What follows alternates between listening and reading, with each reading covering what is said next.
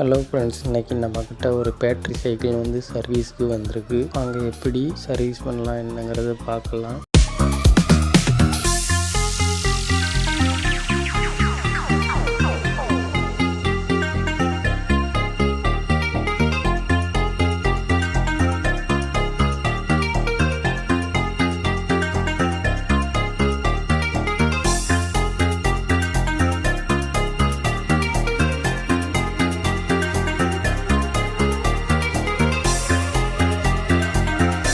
இப்போ நம்ம பேட்டரியெல்லாம் ஓப்பன் பண்ணியாச்சு, செக் பண்ணி பார்க்கலாம்.